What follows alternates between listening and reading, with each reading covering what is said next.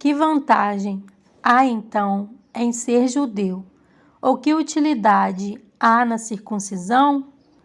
Muita, em todos os sentidos, principalmente porque aos judeus foram confiadas as palavras de Deus. Que importa se alguns deles foram infiéis? A sua infidelidade anulará a fidelidade de Deus? De maneira nenhuma. Seja Deus verdadeiro e todo homem mentiroso, como está escrito, de modo que são justas as tuas palavras e prevaleces quando julgas. Mas se a nossa injustiça ressalta de maneira ainda mais clara a justiça de Deus, que diremos? Que Deus é injusto por aplicar a sua ira? Estou usando um argumento humano. Claro que não. Se fosse assim, como Deus iria julgar o mundo? Alguém pode alegar ainda: se a minha mentira ressalta a veracidade de Deus, aumentando assim a sua glória, por que sou condenado como pecador? Por que não dizer, como alguns caluniosamente afirmam que dizemos: façamos o mal para que nos venha o bem? A condenação dos tais é merecida. Que concluiremos então? Estamos em posição de vantagem? Não. Já demonstramos que tanto judeus quanto gentios estão debaixo do pecado. Como está escrito, não há nenhum justo, nenhum sequer. Não há ninguém que entenda, ninguém que busque a Deus. Todos se desviaram, tornaram-se juntamente inúteis. Não há ninguém que faça o bem, não há nenhum sequer. Suas gargantas são um túmulo aberto, com suas línguas enganam, veneno de serpentes está em seus lábios. Suas bocas estão cheias de maldição e amargura. Seus pés são ágeis para derramar sangue. Ruína e desgraça marcam os seus caminhos e não conhecem o caminho da paz. Aos seus olhos é inútil temer a Deus. Sabemos que tudo o que a lei diz, o diz àqueles que estão debaixo dela, para que toda boca se cale e todo mundo esteja sobre o juízo de Deus. Portanto, ninguém será declarado justo diante dele, baseando-se na obediência à lei, pois é mediante a lei que nos tornamos plenamente conscientes do pecado.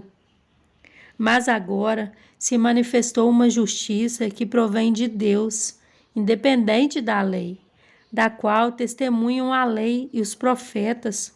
Justiça de Deus, mediante a fé em Jesus Cristo, para todos os que creem.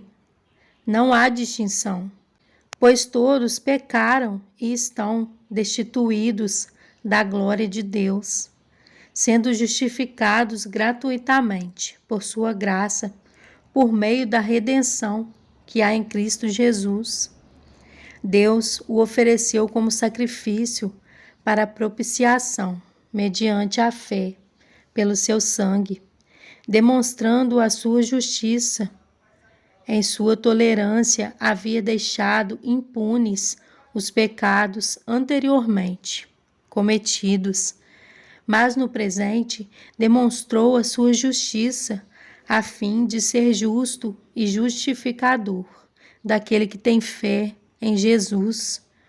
Onde está, então, o motivo de vanglória? É excluído, baseado em que princípio?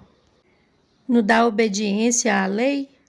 Não, mas no princípio da fé, pois sustentamos que o homem é justificado pela fé, independente da obediência à lei. Deus é Deus apenas dos judeus?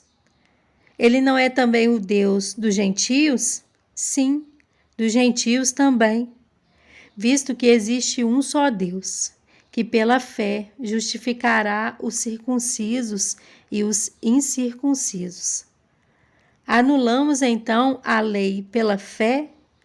De maneira nenhuma, pelo contrário, confirmamos a lei. Em João 14, 21 a 26, diz: Quem tem os meus mandamentos e lhes obedece, esse é o que me ama. Aquele que me ama será amado por meu Pai, e eu também o amarei e me revelarei a ele. Disse então Judas, não Iscariotes: Senhor, mas por que te revelarás a nós e não ao mundo? Respondeu Jesus: Se alguém me ama, guardará a minha palavra. Meu Pai o amará. Nós viveremos a ele e faremos nele morada.